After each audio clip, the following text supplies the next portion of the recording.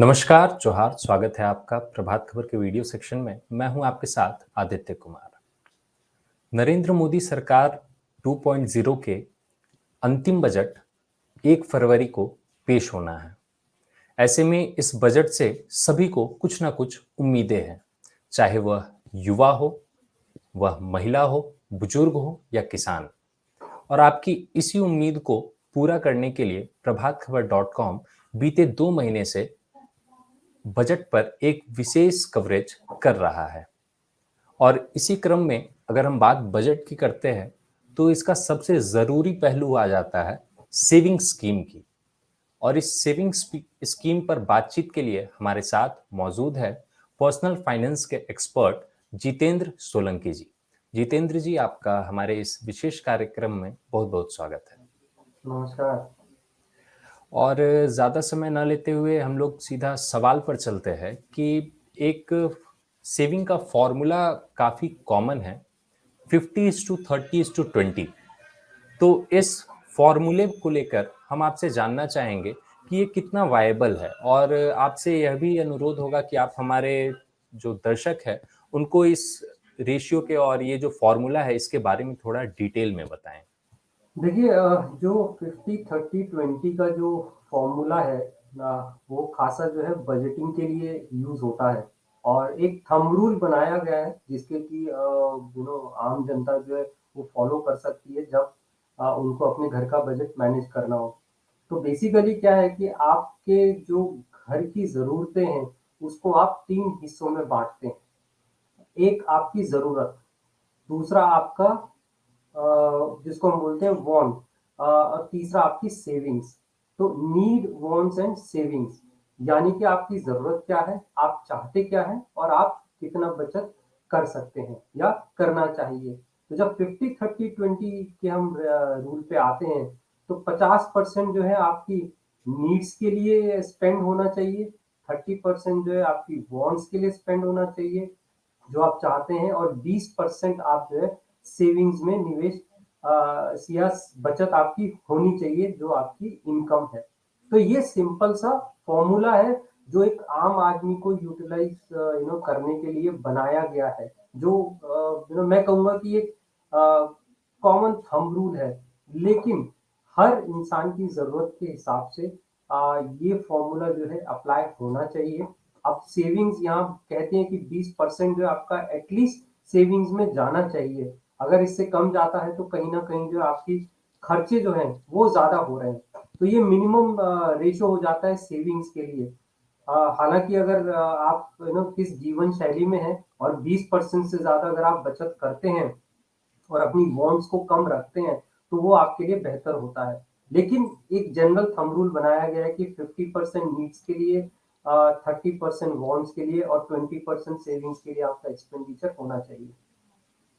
ये होना चाहिए। और इसी से जोड़कर एक और सवाल मैं करना चाहूँगा कि सेविंग की हम बात कर रहे हैं, और जैसा कि हम जानते हैं भारत एक कृषि प्रधान देश है और यहाँ की जो अधिकतर जनसंख्या है वो मध्यम वर्गीय परिवार को बिलॉन्ग करती है। जी। तो एक सवाल मेरा हल्का रहेगा एक उदाहरण के साथ कि मानिए अगर किसी परिवार का मासिक आय 25,000 रुपए है, तो उस 25,000 रुपए को वो कैसे फिट करे? एक हम मेट्रोपॉलिटन सिटी की बात करें और एक वैसे वैसे शहर की बात करें, जहाँ पे खर्च कम है और जो हल्का सस्ता शहर माना जाता है। जैसे हम एक लखनऊ लेते हैं कि लखनऊ में एक परिवार है जो कि 25,000 रुपए मासिक आय से चल रहा है, और वहीं दिल्ली में एक ऐसा परिवार है जो 25,000 रुपए मासिक आय से चल रहा है।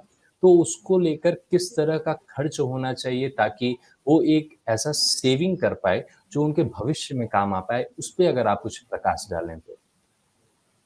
देखिए, जब भी हम बचत की बात करते हैं, खर्चों की बात करते हैं, तो आपका उदाहरण लेते हुए अगर 25,000 रुपए है मेरी आय, तो सबसे पहले तो आता है आपकी ज़रूरत। यानी कि जो आपका जिन खर्चों को आप टाल नहीं सकते, आपके घर का रेंट हो गया, घर का हाउसहोल्ड बजट हो गया, बच्चों की स्कूल फीस हो गई, तो ये वो खर्चे हैं जिनको आप टाल नहीं सकते।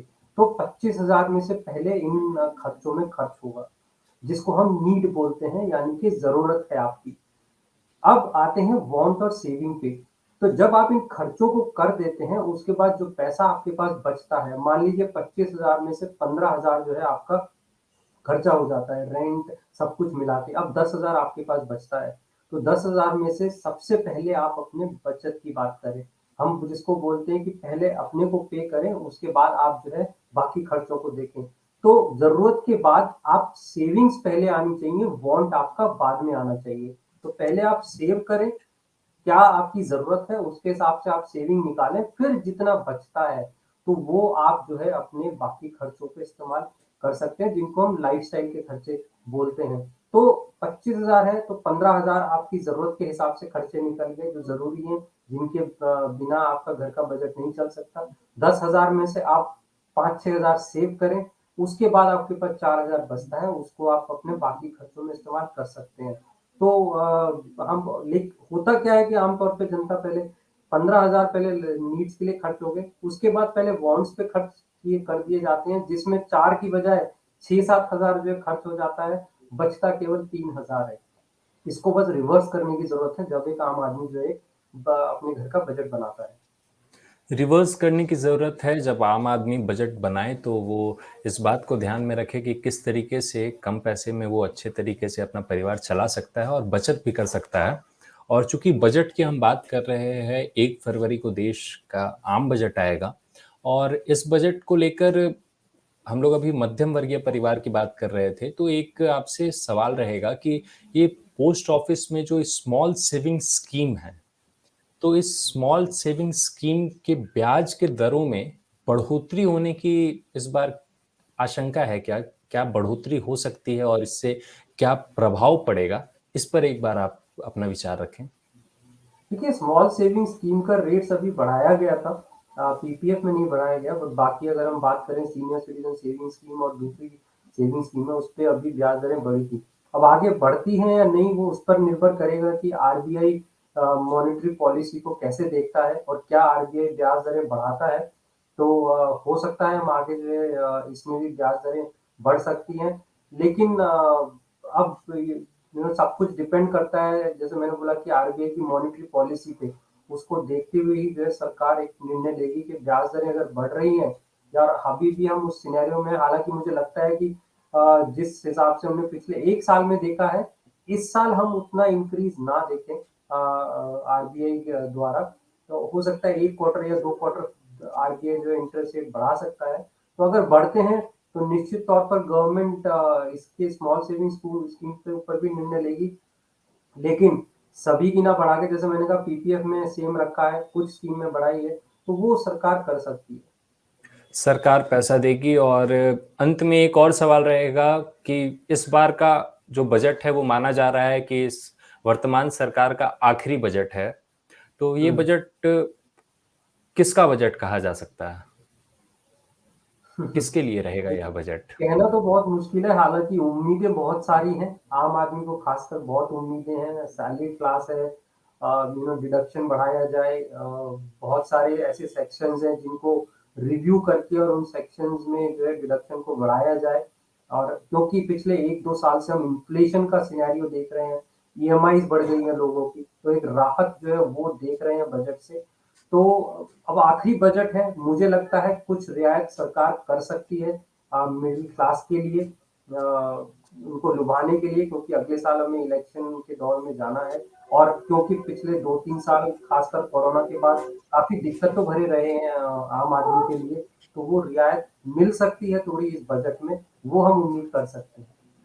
वो हम उम्मीद कर सकते हैं। और यह आखिरी बजट है सरकार का सरकार का। और हमारा प्रयास यही है कि बजट से जुड़ी हर अपडेट हम आप तक पहुंचाते रहे। और इस सिलसिले में हमारे साथ जुड़ने के लिए जितेंद्र सोलंकी जी, आपका बहुत बहुत धन्यवाद।